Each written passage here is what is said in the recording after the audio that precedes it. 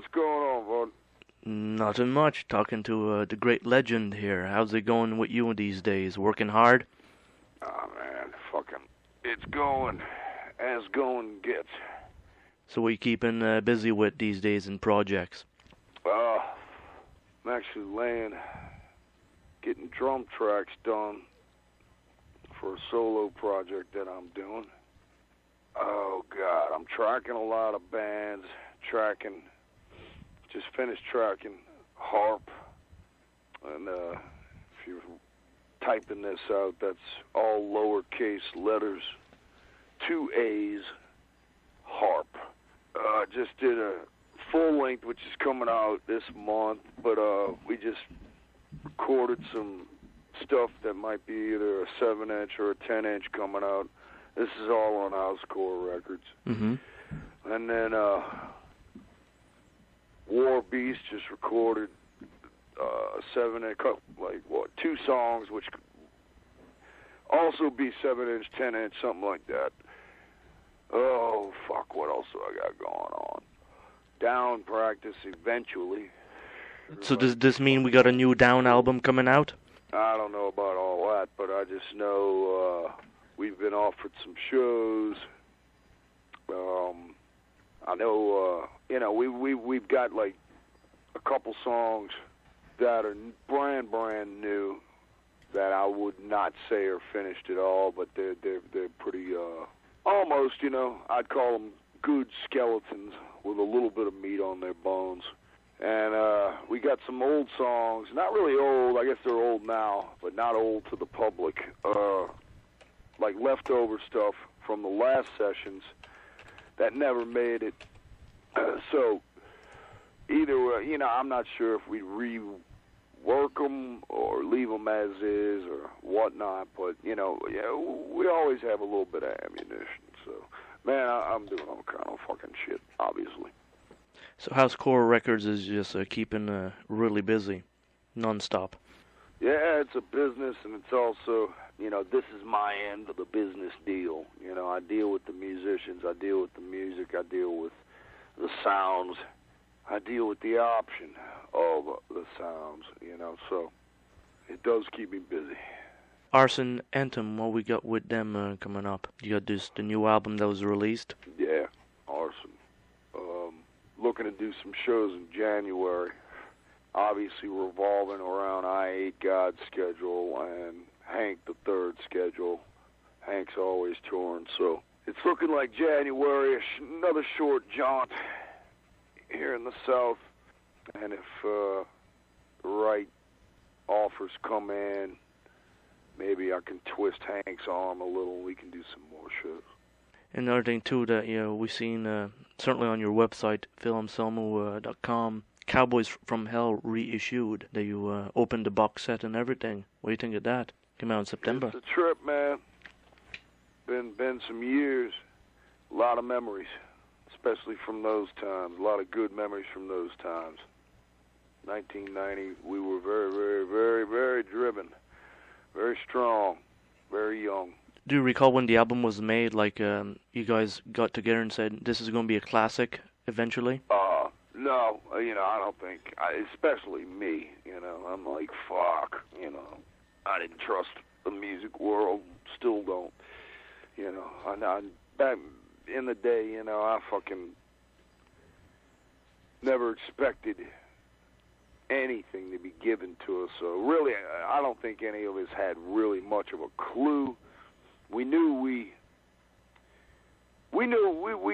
kicked fucking ass as a live band. We knew that we had good songs, Those motherfuckers, Dimebag, Vince, and Rex were and still are the tightest motherfucking musicians I ever played with. So we were a dynamic band, but we're once again talking about 1989 is when we recorded the record. It was released in 1990, but still, you got to think about production back then, and I'm not sure if you know a damn thing about what I'm talking about, but production, heavy metal production, was hit and miss. Some bands, you know, didn't really sound that good. Some bands sounded pretty fucking good. I think definitely, I know, with the help of Terry Date, our producer, we upped the ante as far as heavy metal production goes. And that was one of the main focuses going into this thing. You know, we, you know, trying to capture that live sound was very important to us. And we knew it was hard to do because, you know, we had recorded our demos and all, you know, we'd recorded several times. And, you know, one thing I can point out about those recording sessions is Dimebag's guitar sound was always fucking ripping and monstrous, you know, when you're standing in the same room with it. But once it went to tape, and, you know, no Pro Tools, no computer, anything, you know, just fucking organic tracking, you know, once again, the sound was either hit or miss. Normally it was kind of miss, especially for what we really wanted to get out of the recording, you know, which was energy. So you can, like, with that box set, you can hear a lot of the demos that we did. So, you know, it's interesting to go back and listen to actually how the record turned out versus those demos. So, and it's strange, you know, I got a lot, some people say they like the way the demo sounds and all, you know, better. You know, and I myself, I was having trouble back in the day too. You know, I was like, golly, you know, it's, you know, kind of a mistake for a musician to do, but you end up falling in love with the fucking demos, and then trying to recreate the record's a tough thing. But we did all right. Do you remember, like, doing the vocal tracks and all that in the studio for Cowboys from Hell? Sure. Did they all go smoothly? One takes? No, not at all. Fuck no. Matter of fact, for Cowboys from Hell, man, I was young once again. And once again, I can't stress enough about how much I admit, you know, we were all big time into the live performance, but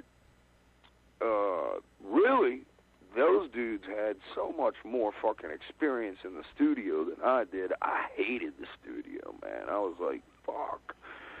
Everything has to be perfect. Everything has to be this. Everything has to be that. So, yeah, man, there were some trying moments there, to say the least. But, you know, the older I've got, the better the studio has been for me, you know, fucking kinder to me a little bit. But back in the day, it was a pain in the fucking ass. And look at yourself now. Housecore Records. Look at it, exactly. I know. I'm stuck in the studio. I love it, man. I really do. I can't help it. You know, I learned so much from Vince, and that would be Vinnie Paul, Terry Date, you know, a lot of different people. You know, you work with so many people over the years, but in all truth, you know, those early memories and early things that you get to know, the what I like to call just straight up the basic fundamentals of studio conduct, so to speak, man. You know, I learned that shit from Pantera and Vinnie Paul and fucking Terry Date, no doubt. And I still use a lot of what they taught me to this day. Matter of fact, I think I probably use it all. What I mean by that is knowledge in the studio. And also your voice has remained very strong throughout the years. I'm sure... Well, it could be stronger. I haven't sang in a few months, so if someone were to give me a microphone and kick me on the stage and say, sing now, boy, I might be in a little bit of trouble. But give me a couple weeks to warm up and I'll be all right. Appreciate you saying so, though. I'm sure you ain't got no much problem singing the classic voice of Phil Anselmo. Always delivers. You never, it would surprise you, man. And I'll tell you why. Here's one thing. 15, 20 years of beating yourself up with that microphone, smack fucking chest, right in the center of my chest. I broke my fucking chest plate and my xiphoid process. Go look that one up. Wow. It's bones, man. I've got broken bones in my fucking chest, so it makes everything just a little bit tighter. Plus I smoke, so fuck it. You know, a little bit more effort than you figure. So could this all create the original style of voice that you're doing that nobody can duplicate with all this stuff come together? If a person has the aspiration to be a lead singer, I think the last thing I would advise them to do would be to break their chest plate. So, no. You must be really dedicated always in the music scene to go through all that pain. Yeah, man. I've broken so many fucking bones, man. It's retarded. And but still, you know, music is obviously the pulse of my life. So, like, you know, what you just said, you know, music is a very powerful thing. And, you know, with all the pains, aches and pains from over the years, you know, believe it or not, it's the music that helps pull you through eventually. In a sense, it's all about the music. Fucking A, man. That's what we're all in this business for. Apparently. Well, Phil's been a real pleasure, man. Real pleasure talking to you. Where are you calling from? Nova Scotia, Canada. Ah, that's the little French I hear in you. You got her. Alrighty. All right, man. Well, have an awesome day. Well, you have an awesome week. Good talking to you. Well, thanks, Phil. Keep up the great work. All right, my brother. Anytime, anywhere. All right. You have a good one. Right back at you. Thank you. Bye-bye.